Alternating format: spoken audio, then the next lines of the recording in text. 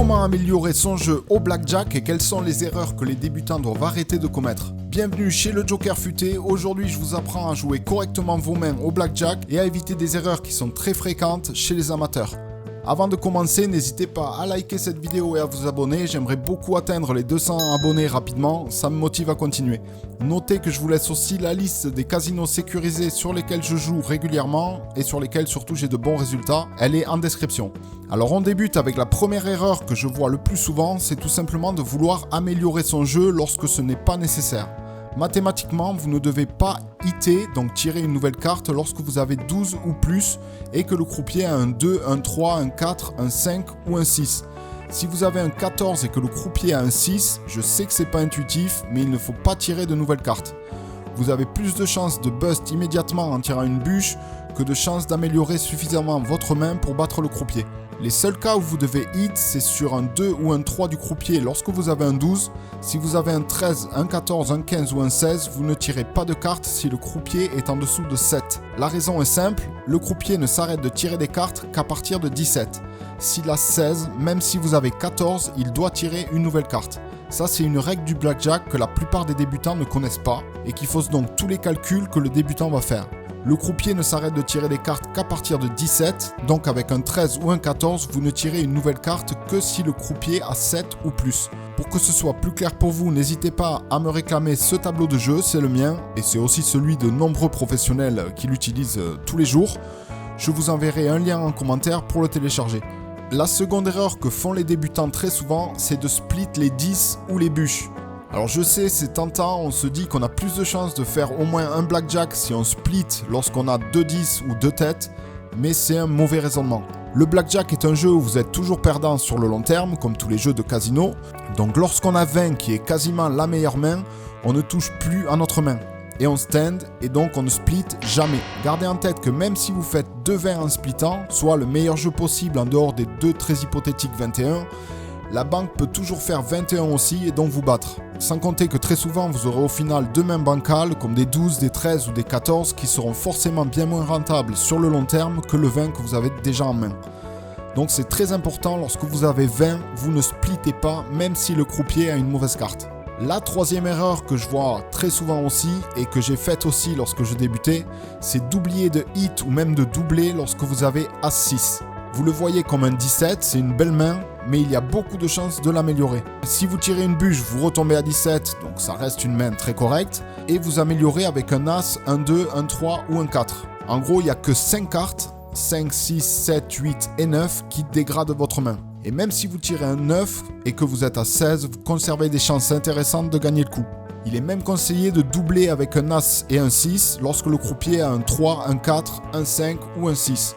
Donc avec un 17, As, 6, vous tirez toujours une carte de plus. Vous ne restez pas petit bras même si le croupier a une petite carte et vous doublez même si le croupier a entre 3 et 6. C'est vraiment crucial de jouer cette main correctement, ce sont des petits tips qui permettent vraiment de gagner plus ou en tout cas de perdre moins sur le long terme. Bien sûr, on tire ou on double aussi avec un As-5. Il n'y a qu'à partir d'As-7 qu'on stand sur un 2, un 7 ou un 8 du croupier, mais qu'on double sur un 3, un 4, un 5 ou un 6 et on tire sur un 9, une bûche ou un As. Une autre erreur que font les débutants, qui est compréhensible mais qui fait perdre de l'argent sur le long terme, c'est de ne pas suffisamment doubler lorsqu'on a un 11 ou même un 10 ou un 9. Et évidemment qu'on a un avantage sur le croupier. Avec un 11 en main, vous avez toutes les bûches à tirer pour faire un 21 et tous les 9, 8 et 7 qui vous donneront une main plutôt confortable pour gagner votre coup. En plus, vous ne risquez pas de buster au premier tirage. Il faut donc presque toujours prendre le risque de doubler avec un 11 en main, sauf bien sûr si le croupier a un As. Si vous avez un 10, vous doublez également à chaque fois, sauf si le croupier a une bûche ou un As. Avec un 9, il faut être un peu plus vigilant et ne doubler que sur un 3, un 4, un 5 ou un 6 chez le croupier. Il ne faut vraiment pas avoir peur de doubler lorsqu'on a un avantage sur le croupier, il faut sauter sur toutes les occasions de lui prendre un maximum d'argent. Pour la même raison, on va presque toujours doubler lorsqu'on touche une paire de 5. C'est un 10, il y a trop de chances de faire 19, 20 ou 21 pour ne pas en profiter. On double donc à chaque fois, sauf si le croupier a aussi un 10 ou un As. Autre erreur fréquente, qui n'a pas forcément de lien avec le jeu en lui-même, mais qui fait perdre régulièrement de l'argent aux moins informés, c'est tout simplement de mal choisir sa table de blackjack. D'un casino à un autre, qu'il soit virtuel ou réel, mais aussi d'une table à une autre sur un casino en ligne, les règles peuvent varier. Certaines tables vous donnent par exemple la possibilité d'abandonner un coup, parfois sans condition, d'autres sous condition.